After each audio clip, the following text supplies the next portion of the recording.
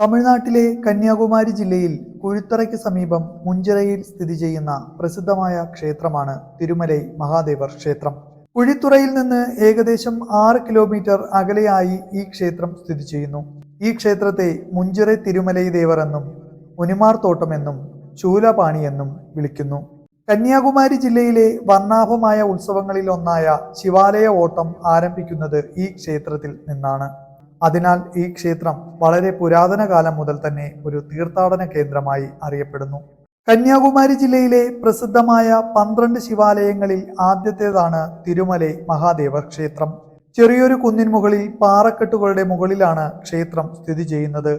95 പടികളുള്ള ഈ ക്ഷേത്രത്തിൽ 2 ശ്രീകോവിലുകളാണ് ഉള്ളത്. ആദ്യത്തെ ശ്രീകോവിലിൽ സ്വയംഭൂവായ മഹാദേവനെയും രണ്ടാമത്തേതിൽ മഹാവിഷ്ണുവിനെയും പ്രതിഷ്ഠിച്ചിരിക്കുന്നു. പൂർണ്ണമായും കരിങ്കല്ലിലാണ് ഈ ക്ഷേത്രം നിർമ്മിച്ചിട്ടുള്ളത്. മുഖമണ്ഡപത്തിൽ ചെമ്പുപാളികൾ കൊണ്ട് പൊതിഞ്ഞ കൊടിമരവും വലിയ ബലിക്കല്ലും കാണാം. ഹിന്ദു പുരാണം അനുസരിച്ച് 4 യുഗങ്ങളിലും നിലനിന്ന ക്ഷേത്രമാണിതെന്ന് പറയപ്പെടുന്നു. രാമായണത്തിലും മഹാഭാരതത്തിലും ഈ ക്ഷേത്രത്തെക്കുറിച്ച് പരാമർശിക്കപ്പെട്ടതായി വിശ്വസിക്കുന്നു. രാവണൻ സീതയെ ലങ്കയിലേക്ക് കൊണ്ടുപോകുമ്പോൾ ഇവിടെ തങ്ങുകയും സീതയുടെ കണ്ണുനീർ ഇവിടത്തെ പാറയിൽ വീഴുകയും അത് കണ്ണീരിന്റെ രൂപത്തിൽ പാറയിൽ പതിക്കുകയും ചെയ്തു എന്ന് ഐതിഹ്യം പറയുന്നു. മധുര ഭരിച്ചിരുന്ന രാജാവായ തിരുമല നായ്ക്കിന്റെ അമ്മയായ ഉത്താച്ചിക്ക് സന്താനലബ്ധി ഇല്ലാതിരുന്നതിനാൽ അവർ തിരുമലയ്ക്കടുത്ത് ഒരു കോട്ട കെട്ടി താമസിച്ച് ഇവിടെ തിരുമല ക്ഷേത്രത്തിൽ ഭജനമിരിക്കുകയും തൽഫലമായി അവർക്കൊരു ആൺകുഞ്ഞിന് ജന്മം നൽകുകയും ചെയ്തു. അങ്ങനെ അവർ നവജാത ശിശുവിന് തിരുമലൈ പ്രതിഷ്ഠയുടെ പേര് നൽകുകയും ചെയ്തു. ഉത്തച്ചിക്കോട്ട എന്നറിയപ്പെടുന്ന ഈ കോട്ട തിരുമലൈ ക്ഷേത്രത്തിന് വളരെ അടുത്തായി കാണാം. പിന്നീട് തിരുമല നായ്ക്ക് ക്ഷേത്രം സന്ദർശിച്ചപ്പോൾ ദേവന് സ്വർണ്ണ അങ്കിയും കിരീടവും സമ്മാനിച്ചു എന്നും ചരിത്രം പറയുന്നു. തമിഴ്നാട്ടിലെ കന്യാകുമാരി ജില്ലയിൽ വിളവങ്കോട്, കൽക്കുളം എന്നീ താലൂക്കുകളിലായുള്ള 12 ശിവക്ഷേത്രങ്ങളിൽ ഒരു രാത്രിയും ഒരു പകലും കൊണ്ട് ദർശനം നടത്തുന്നതിനെയാണ് ശിവാലയ ഓട്ടം എന്ന് പറയുന്നത്. മഹാഭാരത കഥയുമായി ബന്ധപ്പെട്ടാണ് ശിവാലയ ഓട്ടത്തിന് പിന്നിലുള്ള ഐതിഹ്യം. കുരുക്ഷേത്ര യുദ്ധം കഴിഞ്ഞ് പാണ്ഡവർ അശ്വമേധയാഗം നടത്തി. ശ്രീകൃഷ്ണന്റെ നിർദ്ദേശപ്രകാരം ഭീമസേനൻ വ്യാഘ്രപാദ മുനിയെ യജ്ഞത്തിൽ ക്ഷണിക്കാനായി പോയി. ശ്രീകൃഷ്ണൻ ഭീമസേനന്റെ കയ്യിൽ 12 രുദ്രാക്ഷങ്ങൾ ഏൽപ്പിച്ചു. ഭീമൻ താമ്രവർണ്ണി നദീതീരത്തെ തിരുമലയിൽ തപസ് ചെയ്യുകയായിരുന്ന വ്യാഘ്രപാദ മുനിയുടെ അടുക്കലെത്തി.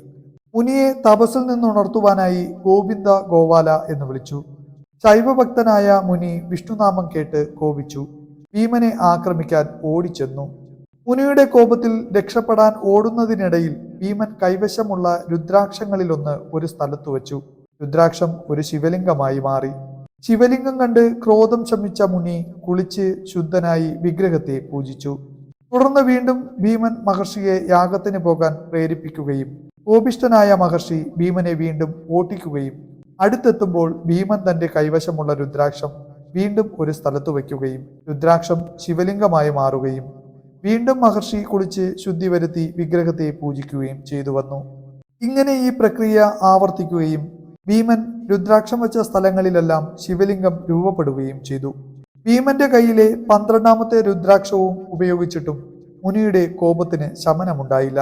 തുടർന്ന് ഭീമൻ ശ്രീകൃഷ്ണനെ ധ്യാനിച്ചു. കൃഷ്ണൻ മുനിക്ക് ശിവന്റെ രൂപത്തിലും ഭീമന് വിഷ്ണുവിന്റെ രൂപത്തിലും ദർശനം കൊടുത്തു. അങ്ങനെ ശങ്കരനാരായണ രൂപം കണ്ട മഹർഷി തൃപ്തനായി ഭീമനൊപ്പം അശ്വമേധയാഗത്തിൽ പങ്കെടുക്കുകയും ചെയ്തു. അങ്ങനെ ഭീമന്റെ ഓട്ടത്തെ അനുസ്മരിച്ചാണ് ശിവാലയ ഓട്ടം നടക്കുന്നത്. എല്ലാ വർഷവും തമിഴ് മാസമായ പൈങ്കുനിയിലാണ് വാർഷിക ആഘോഷം നടക്കുന്നത്. കേരളത്തിൽ നിന്നുള്ള പോറ്റിമാരാണ് നിത്യപൂജയും ചടങ്ങുകളും നടത്തുന്നത്. ഉപദേവതകളായി ഗണപതി, നാഗദൈവങ്ങളെയും യഥാവിധി പ്രതിഷ്ഠിച്ചിരിക്കുന്നു. ക്ഷേത്രം രാവിലെ 5 മണി മുതൽ 11 മണി വരെയും വൈകുന്നേരം 5 മണി മുതൽ 8 മണി വരെയും നട തുറന്നിരിക്കും. ഈ അധ്യായം ഇവിടെ പൂർണ്ണമാകുന്നു. വീണ്ടും മറ്റൊരു വീഡിയോയുമായി കാണാം. നന്ദി.